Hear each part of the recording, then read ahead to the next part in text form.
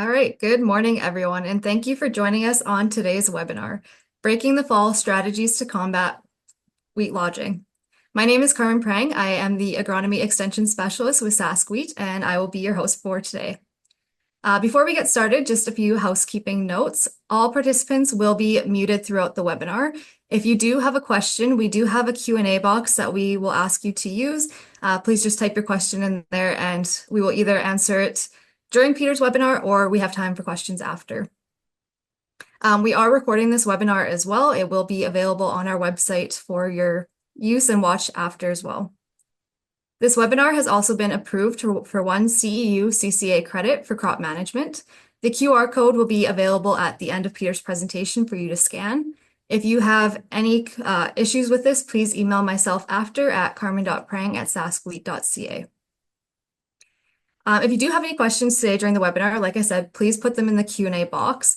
We really want to have this webinar be very interactive and get your questions answered about wheat lodging. And yeah, just have no questions at the end, hopefully, that you're left with.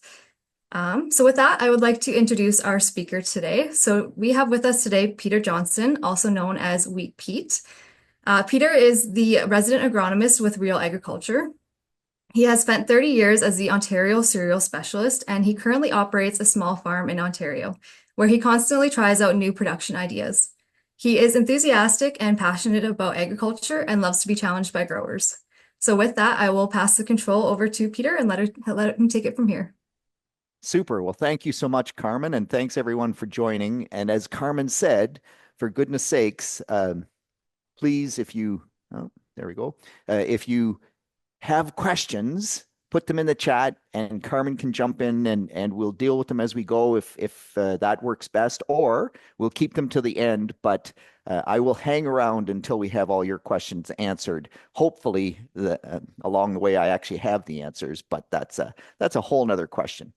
So it is breaking the fall. It's about wheat lodging. You'll see all my contact information showing up on your screen right now. And so understand that I am one of these guys that really lives on feedback. So please text me, tweet me, email me, however you want to get those questions to me. If you have more questions that come up or you have wheat things at all or general agronomy, feel free to reach out because that's sort of that's my fun. So I really appreciate the feedback. Okay, let's go. 1 minute of shameless self-promotion. So I do work with Real Agriculture and I do a weekly podcast called Wheat Pete's Word.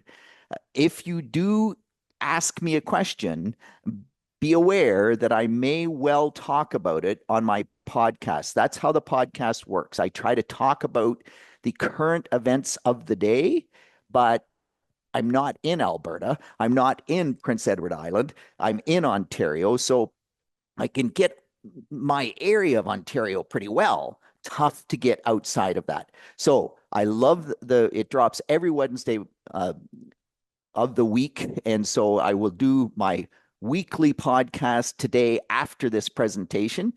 And if there's questions through here, they may well show up on the podcast. But if you have current questions, please be fire them to me. We also do a bunch of other cool things with Real Agriculture from an agricultural information standpoint. I just love all the things we do. We do the schools. Wheat School was the first, of course, but I think there's 400 Wheat School videos in the archives. They're very short, generally 6 minutes. Bern Tobin and I did one yesterday to wrap up the 2024 Wheat School season. It's not just me, it's experts from across North America and talking about the latest research and all those things. We also do the agronomists every Monday night, and that's kind of a cool thing. We pick a particular topic and we'll have a Western agronomist and an Eastern agronomist on. This one coming up on December the 23rd. We're just doing the year in review. I will be the Eastern agronomist. That's pretty unusual. And we also have Ray from Alberta is going to be the other agronomist. And so that'll be a bunch of fun. All right, enough on that. We will move on. So lodging, man, lodging is just one of those things that that is so frustrating because by the time it happens, you can't do anything about it. And you just say, what did I do wrong? And the problem is that lodging is really a whole range of things. And everybody just, they look for the magic bullet. But some years you don't need the magic bullet. Other years you wish you'd used two magic bullets because one isn't enough. And oftentimes growers just want to say, oh, just use a growth regulator. That'll solve the problem. Believe it or not, that doesn't always solve the problem, and it can lead to some other things. We'll get to that at the end of the presentation. But this is the range of things that you're seeing on the screen, and all of these things absolutely matter. Meanwhile, most of you aren't paying attention to a lot of them, maybe two or three, but rare that anybody really looks at the whole gamut of things that impact it. So let's talk lodging a little bit to begin with. And so I'll walk you through what lodging is and why it matters. And the reason for that is it'll help your thought process as we go along with how do we manage lodging. So there are two types of lodging, pretty simple, stem lodging and root lodging. And when the stem lodge breaks, that's stem lodging, and it can break over. And the end result of both are fairly similar, but with stem lodging, you're often up a little bit. Maybe you can get under that crop better if they truly lodge flat. These root lodge plants are not truly lodged flat. If the roots lodge entirely, it really does become tough to get the combine under that head, like the head underneath those plants at all. And of course, that not only do you have to go slower with the combine, now I'm giving up a lot of yield that is actually in the field. And from that perspective, what happens when we get lodging is that we really reduce the plant's ability to intercept the sun. And we don't think about that, but all we think about is it's lodged. Oh my gosh, yeah, it might reduce my yield, but it's going to be so hard to combine. But you can see that when we get total lodging in the plant, if the stem breaks and breaks all the conductive tissue so that we can't get water back up to the plant, in the red circle there, you can see a dead head. There's nothing in that grain. But the other thing that you can see in this picture is all the purpling of the stems. And what that tells you is that the plant is photosynthesizing, but it doesn't have anywhere to send those photosynthates. Anytime you see purpling in the plant, it almost always means that we have excess photosynthate and it's got nowhere to go. And inside the plant, that photosynthate actually can become toxic. And the way that the plant protects itself from that is it changes the photosynthetes to anthocyanin. Anthocyanin is purple. And so we get all these purple stems that we're seeing here. You can see here that, in this, sorry, you can see here that right, all the purpling in those stems really does kind of cause, well, that's lost photosynthate that's not going to yield. And that's what lodging does. And we often, you think, oh, it's just stem lodging, right? The stem broke, we're not translocating. But a lot of it really is that these plants that are on top of the plants underneath, the leaves of the plants underneath now can no longer get sun. They're blocked from the sun. And that loss of sunlight interception is often what causes the majority of the yield loss. Okay. Sorry, I think we'll just, oh,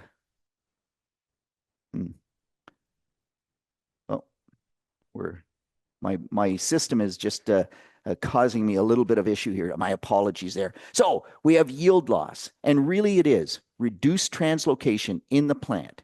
It's root damage. When we get root lodging, it really pulls the plant or the roots out of the plant. And when we pull those roots out of the plant, then we just have lots of issues from a nutrient uptake, a water uptake standpoint. We also have the reduced photosynthesis. we get increased disease risk. As soon as we get lodging, oftentimes we end up with much greater fusarium problems, much greater dawn levels. We also are more subject to sprouting because the grain is close to the ground. It doesn't get dried out as well. And pest risk, you don't think about that, but oftentimes mouse damage, if you go to Australia, mouse damage is one of the biggest things that they deal with. As soon as that wheat crop lodges, the ants, the mice, any of those bigger pests, not the pests we normally think of, they actually will eat those seeds and cause us lots of yield loss there as well. And so all of these things kind of end up causing us issues. And oh, I'm sorry, my apologies. I'm having a little trouble trying to get that to go away. I just as soon not have it now. Oh well. Um, Pointer options. Give me 1 second here. My apologies. I just there. That should help, I think. And anyway, reduce combine efficiency, greatest yield loss. And if you lodge at anthesis, what happens when you lodge at anthesis is that you no longer grow new roots. After anthesis, there's very little new root growth because all of the photosynthate, all of the sink becomes the grain. If you lodge right at anthesis, so you don't get new root growth to kind of take that grain up, you can get up to 80% yield loss and at least a bushel per acre per day. So the earlier you get that lodging, once you hit anthesis, the earlier you get that lodging, the more yield loss you suffer. However, having said that, at the end of the day, you don't get lodging every year. And I know in Western Canada, you had tons of issues with lodging in 2024. But many of the years before that, you didn't really get lodging. And you kind of say, okay, so how do I figure that out? How do I know if it's a lodging year or if it's not a lodging year, and how much impact does that have? So here's a study that we just finished in 2024, or pardon me, 2023 rather, in Ontario, and it's kind of we focused on PGRs. This is a let's look at nitrogen rate by plant growth regulators. Let's try to sort this out. The 2021 crop and 4 different varieties. You won't recognize these variety names unless you're from Ontario, but they're just 4 winter wheats. And you can clearly see that the 654 variety, much more lodging prone, up to 65% of those plants lodged across all the trials. Then you look at Adrianus, and even in 2021, that was a tremendous lodging year. The Adrianus really didn't lodge that much. But even different sites, Winchester, tremendous lodging, Arva, tremendous lodging, not as bad as Winchester. You go to Ridgetown and almost no lodging at all. And you go, wow. So you kind of look at that and say, yeah, well, lodging is a bit of an issue in 2021, but it wasn't everywhere. You go to 2022, only Winchester. And even B654, tremendous lodging prone, very, very poor standability, no lodging. You go, okay, so that's environment, right? And then in 2023, only Winchester had a little bit of lodging in the most lodging prone variety. So it's how do we predict that? Because if we could predict that, we would be able to do a much, much better job on whether or not we needed to do something about that, what the steps were that we needed to look at. So we really start with the environment and moisture. So last year in Western Canada, I'm pretty sure most of you will agree that the spring was wet. Well, the more moisture you get in the spring, the more lodging prone you are going to be. And there's a couple of reasons for that. But as soon as you get more moisture, you get more rank growth. And with more rank growth, you're going to have more lodging potential. But it's also sunlight. Rainfall, moisture, and sunlight to some extent go hand in hand because if it's raining, it's cloudy. If it's cloudy, you're not getting as much sunlight. And so without as much sunlight, we don't get as much photosynthate to build those strong stalks. And so if you are standing back and saying, okay, do do I put on a growth regulator or not? If that is kind of the thought process you are going through, you need to pay attention to how much rainfall do you get up until that second node stage, which is kind of where you would start saying, we have to make that decision on a growth regulator.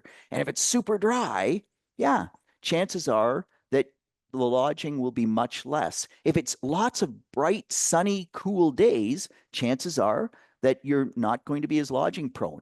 And then that's the other part that most people don't think about is the temperature. And so the temperature makes a massive impact on how much available photosynthate the plant really has to make strong stems. At night, all wheat does is respire. It's a C3 plant. So this is true of all the C3 plants, soybeans, canola, night, they don't photosynthesize. They're not a C4 plant. A C4 plant can store that daytime photosynthate, that energy, and then they can utilize that and still grow at night. C3 plants make the photosynthate in the day. At night, they just respire some of that photosynthate away. And so when they're respiring that away, respiration is temperature dependent. So for every 10 degrees Celsius, so for the Americans listening, that's 18 degrees Fahrenheit. For every 10 degrees Celsius that the temperature increases, respiration doubles. So if we get into really warm nights, and I think in Western Canada this year, we had really warm temperatures once we got into June and July. And you would say, well, wait a minute, does it matter in July? It actually does matter because the warmer it is all the way through, even after anthesis, after we get heading and pollination, if you have warm nights, it respires more away. It has less to fill the grain. And so it will assimilate more out of the stem, making the stem weaker and translocate to the grain to finish that grain. So warm nights really matter. And with wheat, wheat is a cool season crop. Wheat likes 18-degree daytime temperatures, 10-degree nighttime temperatures, and anytime it goes over 25 degrees Celsius, so you can see there 25 degrees Celsius, you lose in grain fill, you lose 1 bushel per acre per day in yield potential for every day that it is over 25 degrees Celsius. If you get over 35 degrees Celsius, then wheat is going backwards. It's respiring faster than it can actually photosynthesize. And so you are losing massive yield, and the wheat plant actually shuts down. So temperature matters, and we all sort of know that we like it cool, but we don't do that thought process that, hey, wait a minute, we had lots of rain, we've had less sunshine than normal, and now all of a sudden it's 22 degrees at night. Man, that is set up for lodging. So there's those three things, but there's also topography, because topography, when you're on, the different the low areas are always probably going to be more prone because they have more moisture holding potential. Soil type matters. Heavy clay soils, we get far less lodging than we do on really highly productive loam soils. And planting date, in winter wheat, planting date matters. It matters a little less in spring wheat. It's not as 1-to-1, but all of those things really do matter as we go along.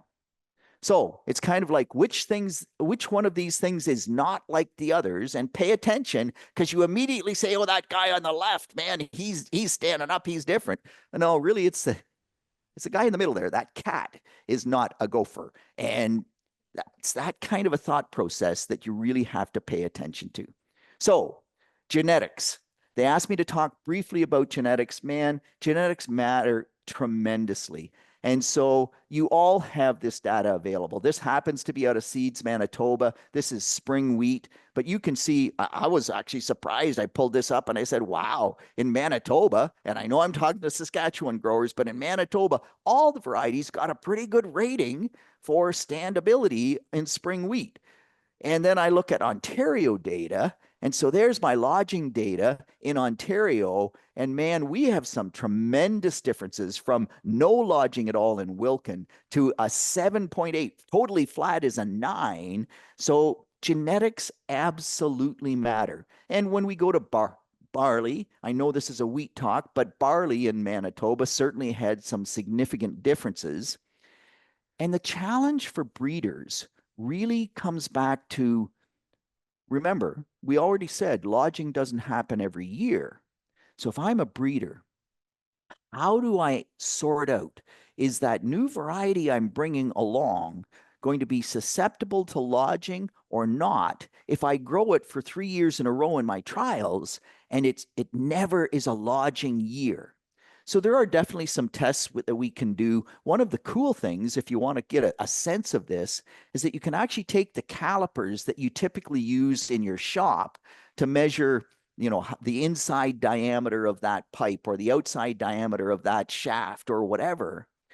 If you measure the diameter of the wheat stem right below the head, you can get a really good sense of the standability or the lodging potential of that. Because lodging, from a stem perspective, if it's actually stem lodging, if we get that break, the way you make a stronger stem is you either increase the thickness of the wall or you increase the diameter of the stem.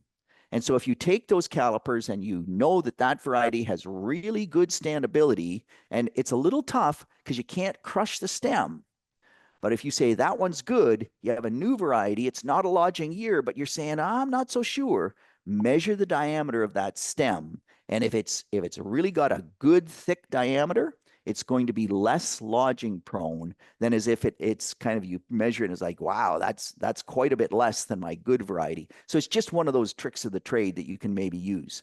The other thing, and I'm not going to talk much about it, but this is oat data out of Ontario. In Ontario, we have tremendous issues with crown rust in oat. When we have crown rust in oat, guess what? We can get major impacts on standability. And so that is the lodging means, and it's with or without a fungicide. So fungicides do affect lodging. Less so, or almost not at all, if you don't have early disease. But if you have early disease that takes away leaf tissue, so we're not photosynthesizing as much, what does that do? Less photosynthate, less thickness to the stem, more lodging potential. And with crown rust, which is a devastating disease, by the way, stripe rust in wheat is exactly the same kind of a thing. When we get stripe rust early, our standability goes into the sewer. So it's one of those things I think that you can pay attention to. And if you don't have early disease, doesn't matter. But if you do have early disease, you need to control it because that makes a big difference. Okay, so disease controls matters. Next, what about seeding rate? And so everybody in Western Canada has this concept that we want more seed per acre because we hate tillers. Tillers are nothing but bad news. Well, fair enough. But the more you increase your seeding rate, the more lodging prone you are. And this is true whether it's winter wheat, it's spring barley, it's spring oat.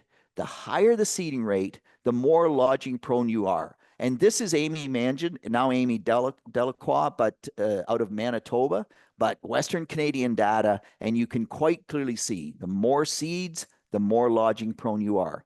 You want to reduce your lodging, then actually reducing your seeding rate is a good way to do it. And so where the technology now gives us all this great opportunity, you look at your topography, you say, man, that low zone, that low area, that's always where my wheat lodges. Pull your seeding rate back there. Believe it or not, you will not reduce your yield very significantly, if at all, because in those highly productive areas, the wheat will simply tiller more and you will end up with the same number of heads or very close to the same number of heads. And there's lots of data to support this. But zone management of seeding rate will absolutely help you manage your lodging better. And then, of course, we get to the big one, right? Yield, protein, nitrogen. If you want yield, you want protein, you must use nitrogen. And it's pretty much a direct line, uh, response. Not exactly with yield, it certainly isn't. But once you get yield out of the way, once you get maximum yield, you want more protein. It's just about a straight line up. More nitrogen, more protein. So we have to have the nitrogen to get yield. We have to have the nitrogen to get protein. But of course, as soon as we do that, we increase our lodging. And so this is Sherry Stridehorse data out of Alberta.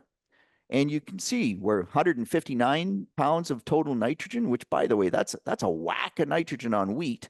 But it seems that that's sort of the game we're playing in Western Canada, this 2.25 pounds per bushel. Here in Ontario, we would just never put that much nitrogen on, but that's what the data says. But you go to 266 pounds of nitrogen, you can clearly see that we have much higher lodging. So again, you want to manage lodging, you have to start looking at your nitrogen rate, but you also have to look at how that nitrogen rate impacts your yield and your protein. So it's a bit of a catch-22. Oh, sorry. Here's Ontario data, and just the lodging score is the y-axis. I apologize, there was no axis put there. It's percent lodging, and it's almost a straight line. We get very little lodging with no nitrogen. We get to 250 pounds of nitrogen as an application, and we're almost 50% lodged. And this was across all varieties. So there were some varieties didn't lodge at all. This was just on average. So absolutely. And nitrogen total amount affects your lodging. That's not rocket science, but it is something to think about. So then let's look at some more of Amy's data, because we can reduce our rate, and 3 different Western Canadian varieties. You'll probably recognize all of them. If we reduce the rate, then we immediately improve our standability. Makes perfect sense. A little bit concerned on on yield and protein. If we go to the standard rate, then we get more lodging. Lots of questions come in around what about if I use protected nitrogen, if I use ESN, if I use something like Agritane Plus, something that protects my nitrogen from loss, how does that impact my lodging? And so when you look at that ESN blend in Brandon, it actually increased lodging. And that's probably because some of that became available a little bit later, and it just came available when Brandon was really in its rapid growth stage, ended up actually with more lodging. Whereas with Prosper, statistically no difference, but actually a little bit less lodging. So at the end of the day, what that says is that protected nitrogen probably doesn't have a very big impact on our actual final lodging. Split application, however, when you look at the split application, there's a pretty good indication that that's a better way to reduce lodging. Not always. Again, you look at Brandon and say, wow, that's a bit odd, but statistically the same as the standard nitrogen application rate. But when we look across lots of different things, and so here's stock strength, and this is kind of interesting because stock strength at anthesis is really what matters. And you'd look at that and say, wow, the only thing that really helped was that reduced rate of nitrogen. We have an A there as opposed to statistically different than all the other treatments. By maturity, yeah, the reduced rate is still better, but they're all very good. And the reason they're all very good at maturity is because now the stem has dried out. And once that stalk dries out, it's much less likely to break over. So that's a little bit less of importance. That anthesis is really what matters the most. So we look at other data. And so again, this is from Amy, but this I think really helps us sort out that, yeah, the data might not have shown much lodging difference, but they actually looked at the strength of the stalk at anthesis. And you can see that the single application really did have less stalk strength than the split application. And so probably in that data set, we're looking at more root lodging than we actually are at stem break lodging, because this is looking at stem strength.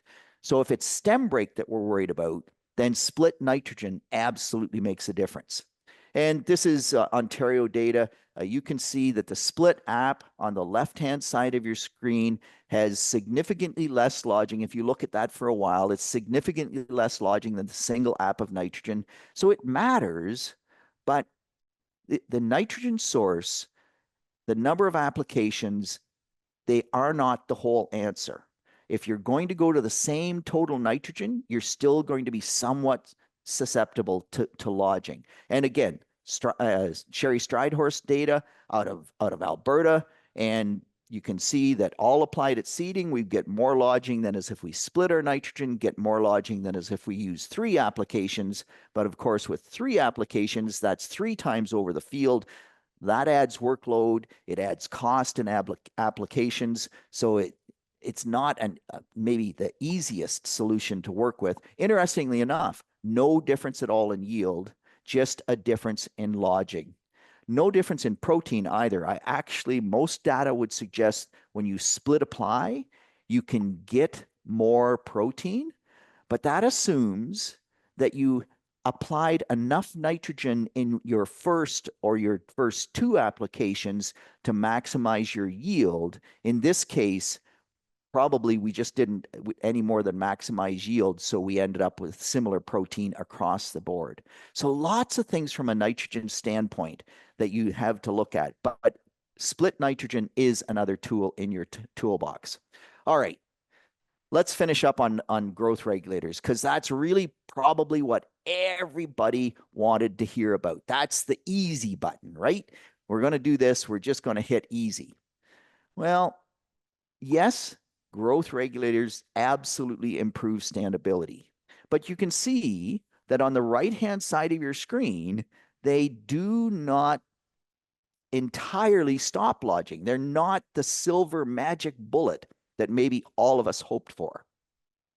And this is, we're going to talk a little bit about this trial. This is a trial that we did in Ontario that I mentioned earlier, that we finished in 23. I want you to look at that just for a minute, because you can see, and I apologize, my pointer has totally disappeared on me and I'm not just sure how to get it back. But if you look at the bottom of your screen, across the screen, you can see about 3 strips, maybe even 4 strips, that are way shorter than all the other strips. And yes, it stopped the lodging pretty much, but when you get that much shortening, that's too much. So plant growth regulators actually can have a fair bit of what we call phytotoxicity, where they damage the plant more than we would like. And I don't want to see that super shortening. In some of those treatments, we took wheat that without a growth regulator and with 200 pounds of nitrogen was 48 inches tall, basically 4 feet tall. And we shortened it up to 18 inches, and the head never came out of the boot. Surprisingly, it had less yield impact than I expected. We did lose a little bit of yield, not much. But when you get that extreme shortening, then you can have some issues, and you just need to be aware of that. So let's look at how plant growth regulators react. And again, we're back to Amy Mangin's work, and you can see that, yep, you look at lodging, and without the growth regulator, we get more lodging. With the growth regulator, we reduce the lodging. We did not take it to 0, but significantly improved our lodging scores. That's what we're after. When you look at grain yield here, not much of an impact on yield. The growth regulator, because we reduced that lodging pretty significantly, we did increase the yield, but very slightly, not as much as you might have expected. But the other thing to note, and this is a minor difference, but this happens all the time with plant growth regulators, and it's something that you need to be aware of in Western Canada, because you do have shorter growing seasons, particularly as we go north. As soon as you apply a plant growth regulator, you will delay maturity. And in our work, it's generally always about 1 day. It can be as much as 3 days reduction or pardon me, delay in maturity. 3 days can get to be a pretty significant delay. So just be aware that plant growth regulators do have that impact. Here, it was only, a little bit, not even a full day, but typically you need to count on at least 1 day in delay on your harvest.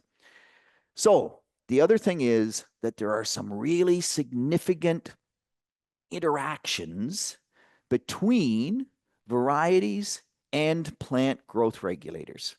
So when we talk about plant growth regulators in Canada, there are three that we really know work well. There's manipulator, which is Cycocel. They call it triple C in most other parts of the world, right? Cycocel is the active ingredient. It's been around. They've actually used that product in the UK since 1972, I believe. So it's been around a long time. There is Trinaxapac or Modus here in Canada. It's called Palisade in the US. In the US, it's the only one they have so far. And then there's Ethifon or Ethyl, which we apply later. Ethyl, it's been available forever, but it has so much potential phytotoxicity that Bayer, the company that makes it and sells it, before they'll let you use it, you actually have to sign a waiver that means they have no responsibility if there is phytotoxicity. And I have growers that use it and use it successfully every year. But you have to be really good. It has high risk. It works, but it has high risk. And if it goes wrong, you do lose significant yield. So let's talk only about modus and manipulator. Well, in Sherry Stridehoff's work, you can see we have 6 different varieties. Well, Wheatland, our genetics there are just so good. So the numbers there are 500 means totally flat. And it's degrees of lodging. And what they had this in 2018 in Alberta was they had a whole lot of snow before they got this harvested. So they really tested the efficacy of these growth regulators and of their wheat varieties. Well, guess what? Wheatland, it has great genetics, and with or without a growth regulator, it just stood. It almost never lodged. So does the growth regulator help? Well, maybe, but if your genetics are good enough, you probably don't need it. Similarly, with Plentiful, it's good. It's maybe not quite as good as Wheatland, but it's very good. We get to Landmark, and with Landmark, decent lodging resistance, but you can see after the snow, it was starting to break down. And in Sherry's work, both Manipulator and Modus would improve standability without causing any yield impact. But what was really interesting in her trials was that Stettler, Viewfield, and Brandon, you can see at the bottom of the screen that she says manipulator improved standability, but the modus really didn't have a significant positive impact. And so you say, wow, there's more to this growth regulator than what we thought. And even in the UK, where they've used it since 1972 and they have both available, uh, the the companies that sell the varieties there will do a number of tests as they bring that variety to market. And they will basically say, this variety, you only want to use half rate of this product, or you want to make sure you get it on before first node stage. And so they understand this varietal by growth regulator interaction much better than we do. And in general terms, these products are safe. They wouldn't get registered if they weren't. But just be aware that you can have these genetic interactions. And so I'll show you this one. It's Ontario data. It's not a variety or varieties that you'll generally recognize, but Wilkin, a spring wheat variety with tremendous standability, like just hardly ever lodges. And even at a 2.4 million seeds per acre seeding rate, no lodging to speak of. But notice that every time, whether we split nitrogen or did not split nitrogen, every time we applied manipulator in this particular trial, 2020, we reduced yield. And so on this variety, I don't think I ever want to use a growth regulator. Number one, it doesn't need it. The genetics are good enough. And number two, we see too much phytotoxicity. Switch to a different variety, same trial, Raven, very lodging prone.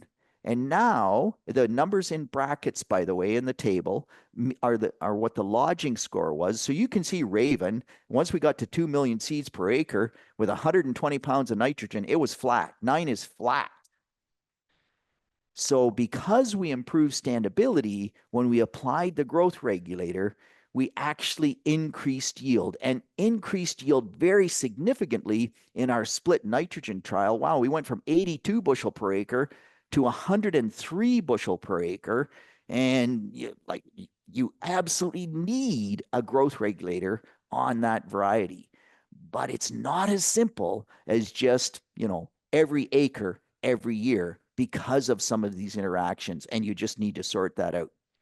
Here's a couple of other things that I just want you to note. So again, this is Ontario data, but Sherry Stridehorse found the same thing in some of her data in Alberta. When we use a growth regulator, we do sometimes, and full disclosure, I cherry picked the years and the charts where we had a negative impact. It doesn't always happen.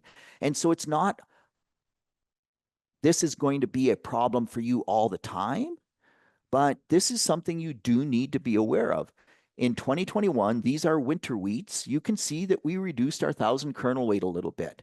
It's not a big difference, but it is. I mean, the scale makes it really shows you that that difference isn't huge. But, if we're going from 1,000 kernel weight of 40 to 42, that's about a 5% reduction in our 1,000 kernel weight. And you say, well, does that matter?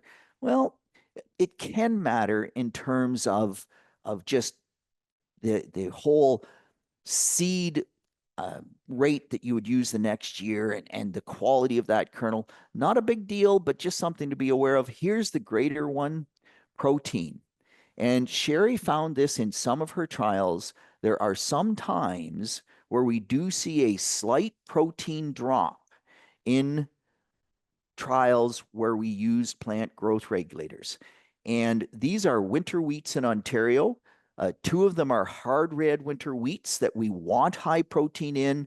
Two of them are soft red winter wheats where we don't want high protein. So if I'm growing Blaze and I reduce my protein, I don't care.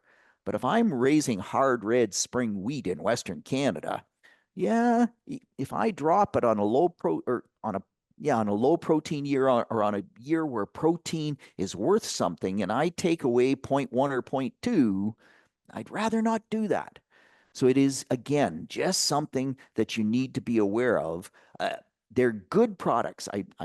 Maybe I'm coming across too negative, and I don't mean to. Again, I cherry picked this data. Probably 3 years out of 4, no impact. 1 year out of 4, we do see this impact. Just be aware from that standpoint. So, in summary, lodging risk is driven mainly by environmental factors. And I really think as growers that you can do a much better job of managing lodging if we look at the whole picture. If we adjust our seeding rate in the more lodging prone areas of the field, if when that seed is coming out of the ground, we're paying attention to how much rainfall we have. We're paying attention to how much sunlight we have, which, by the way, sunlight is much easier today to monitor than it used to be because everybody has a solar panel somewhere. And you can go online and you can get daily updates on how much electricity that solar panel has generated.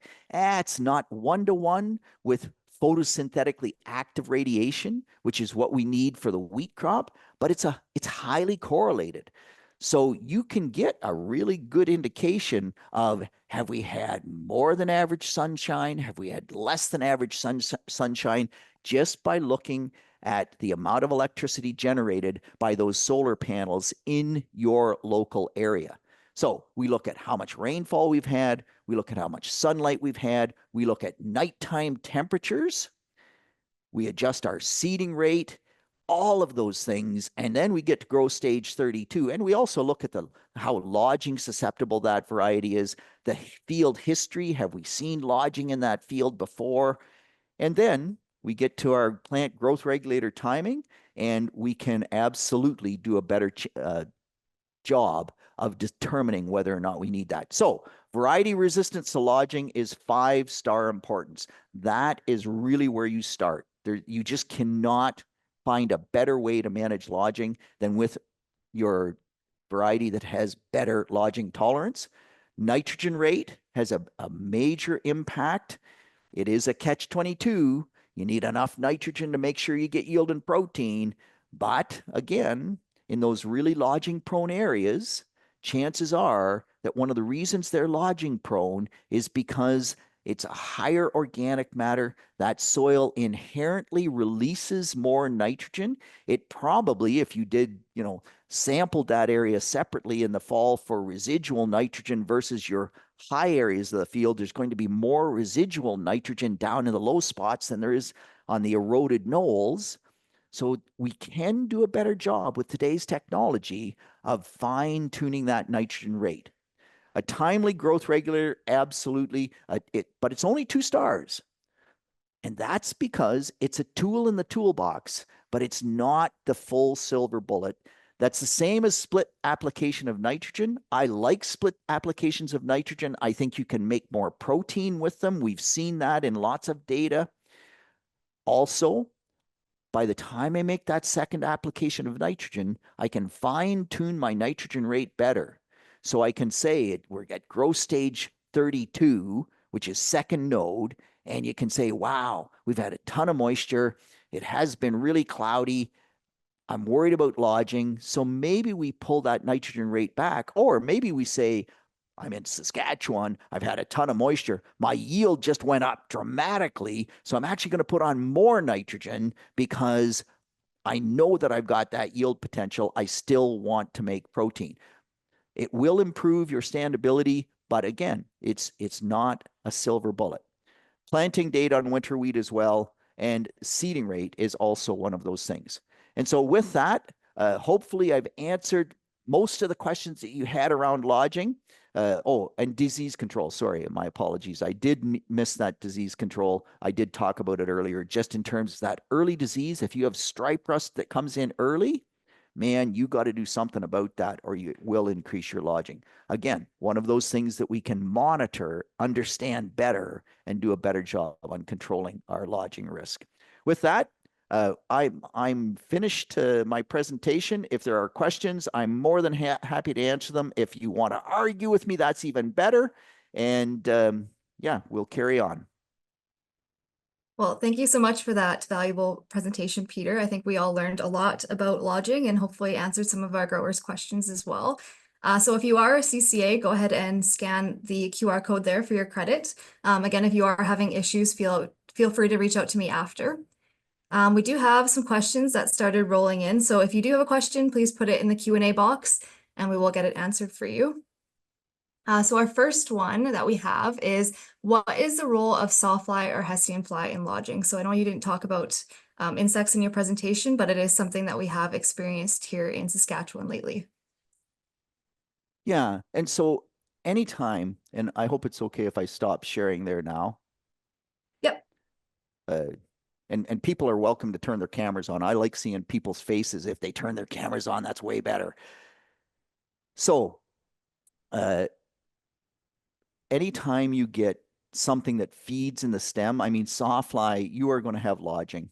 And so the only way to mitigate that is a sawfly resistant variety. It is really nothing you can do from that perspective. We have similar things here we actually get European corn borer in spring wheat here in Ontario, and it will feed inside the stem. Yeah, nothing you can do. Probably the best thing you do there is you go to a stripper head, because when that stuff falls over, a stripper head, the vacuum of the stripper head actually sucks the crop back up. You would think, how does a stripper head even combine lodged wheat? But it acts like a vacuum, sucks it up. And but as far as a management strategy, pay attention to your sawfly risk, because we have great predictive tools out there. Is it going to be a sawfly year in your area? And if it is, you just about have to go to a sawfly resistant variety. And with midge, again, if it's feeding on the stem, it's going to be an issue. And other than trying to get resistance or controlling the midge, both of which are pretty tough, that's about as far as you can go, right? Thank you. So our next question is, can you talk about the move to semi-dwarf wheat varieties and the impact that has on lodging, as well as if stem type, so hollow stem versus solid stem, has any impact on lodging as well? Yeah, so absolutely. So first off, man, if we didn't have semi-dwarf wheats, all the wheat would be flat on the ground all the time. The amount of nitrogen we put on wheat now, which we need to support the yield and to get protein, uh, dwarfing genes are incredibly important. And we are looking, I shouldn't say we, the royal we, the researchers, particularly in CIMMYT in Mexico, they are looking at new dwarfing genes because some of the dwarfing genes that we currently have reduce the elongation of the coleoptile. And so if we plant too deep, some of those varieties will never see the light of day. If we plant over 2 inches deep, some of them won't come up. Mostly they're okay at 3, but if you have to go deep to find moisture, man, you want that coleoptile to extend as far as you can. So dwarfing genes make a huge difference.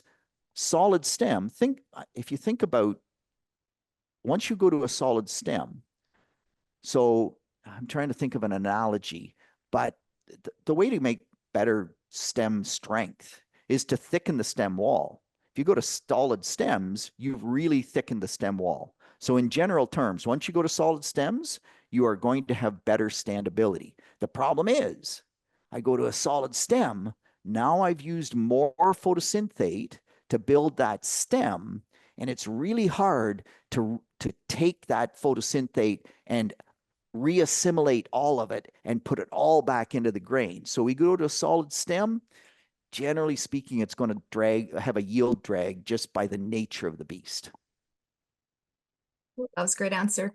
So our next one is a comment from a producer that he grew wheatland wheat and it lodged over his entire farm. He had a medium seeding rate and a medium nitrogen rate. So I think this was something pretty common that producers in Saskatchewan experienced this year. So maybe you could touch on the environment and some of that again.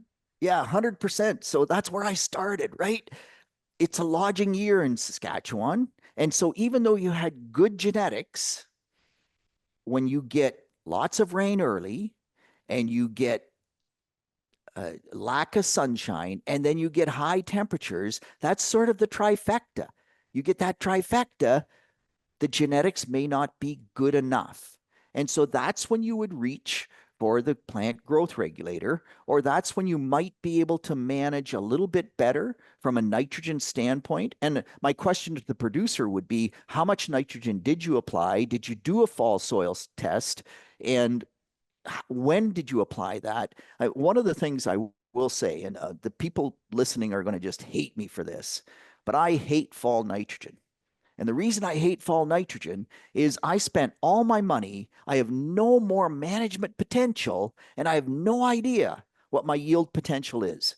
If do I get full moisture recharge? Do I not get full moisture recharge? And so if you came through 2023 and had below average yields and had above average soil nitrogen, and you didn't really take that into account, and then you went out with your full normal nitrogen application, you set yourself up for lodging to begin with, and then you really have to start reaching for other tools to try to keep that wheat standing. But yeah, genetics can only go so far, and use the best genetics that you can, but you still have to pay attention to all of those other factors. And that's we actually, I think, Carmen, what probably Sask Wheat should do is we should put together some kind of a predictive tool about lodging, because it should be quite doable.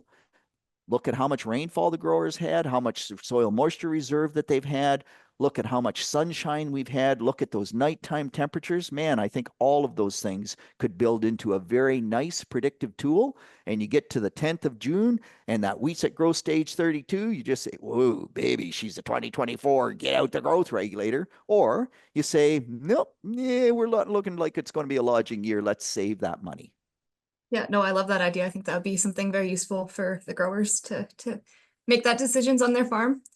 So the next question is ultra early seeded wheat more or less prone to lodging if it is typically cooler and wetter in the spring?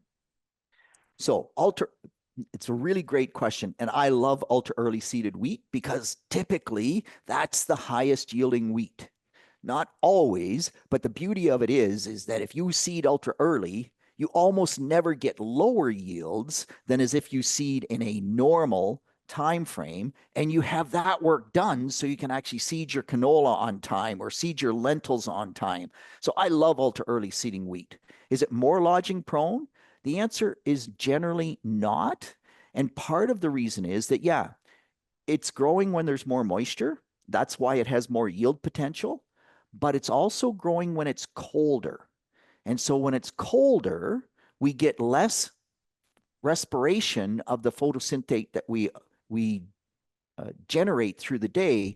Plus, also temperature is also involved, and I didn't mention this, but temperature is also involved in internode elongation.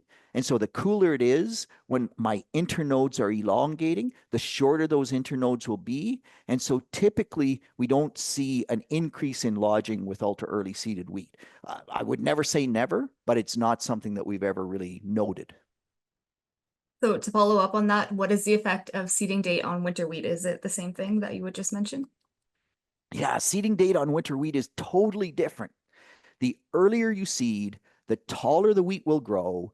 The taller the wheat grows, the more lodging prone it is.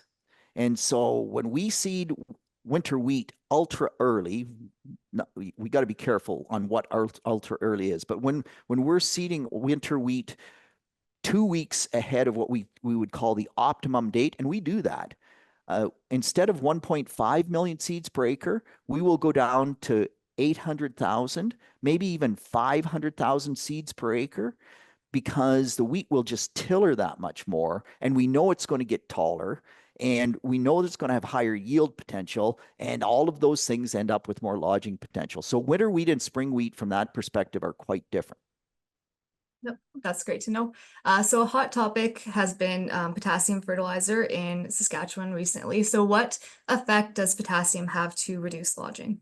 Yeah, great question. And you know what's really interesting is that wheat is almost totally unresponsive to potash. Barley is responsive, corn is incredibly responsive. They're all grasses. Why the difference? But in the trials, even with fairly low soil test levels, when we applied potash, we saw virtually no difference in lodging it at all. And so if you are short potash, a wee little bit of potash in your starter fertilizer, like maybe 10 pounds of potash, just as an insurance policy, can give you a little bit of benefit. But you look at all of that data, it from a lodging perspective, it just about doesn't matter. And I know that's sort of counterintuitive, but that's what the data clearly says. So that they just don't link that well in wheat. So following up with the fertility questions, is there a correlation between nitrogen to copper ratios to help reduce lodging? So typically copper is more involved with ergot, and I have not seen any relationship between nitrogen and copper from a standability perspective. If you're copper deficient, what that means is that your wheat will not pollinate quickly, and so if everything goes well, the wheat florets, those individual florets where the kernel is going to develop, they open up between 10 and 11 in the morning and they close again and they self pollinate and everything is done. If you are copper deficient, then that seems to impact your pollen tube growth. And so they don't pollinate when they first open up and they open up and they open up and they open up. And eventually an ergot spore gets in there. And now I've got ergot in that crop. But as far as how that impacts lodging, I've seen zero. And as I think about it from a physiological standpoint, I can't think of any copper impact that would have a big lodging concern, right? You go copper deficient, you don't see wheat that heads out and lodges. You see wheat that just dies. Well, that's great. So we have probably time for one more question, and then I think if anyone else has questions, they can reach out to you like you said at the start of the webinar, if that works. Yeah, absolutely. Perfect. So just if you could touch on your solid stem comment again. So the comment was that in physics, a solid 1 inch rod will break at 75% deflection compared to a 1 inch pipe, as the pipe can deflect wall thickness. So can you just maybe comment on your solid stem comment again? Yeah. So that's where the pipe, that's why buildings have to do this, right? And so if the solid stem is to the point where it has no flex, the question is correct. Then that is going to break actually easier than a hollow stem. But typically, because it's not steel, it's still things that can give a certain amount, like your wheat crop in the wind will bend before it breaks. Your solid pipe, it doesn't bend at all. And so in my experience, solid stemmed wheats are not more lodging prone, but I could be wrong. So I think the comment is correct from a physics standpoint if the material that you're dealing with has no give. And at the end of the day, look at the lodging ratings on your variety uh, tables, and that will tell you as much as anything. That's a good comment. I'm going to go back and I'm going to look at those tables and see maybe I'm dead wrong. I've been wrong before. As my dad would say, you learn more when you're wrong than when you're right. No, I like that quote on a good way to end the webinar. So we'd just like to say thank you again for joining us today. And thank you for Peters for spending time sharing his knowledge on lodging with us. We hope that everyone enjoyed this webinar. We are looking forward to seeing you in person, hopefully at our in-person extension events in the new year. So we will be in Porcupine Plain on January 28th and Melville on January 29th, as well as Davidson on February 5th for a coffee shop talk. So if you like this webinar today, come out to our in-person events and get more knowledge on wheat. So thank you again. Thanks for joining, and don't be afraid to send me questions.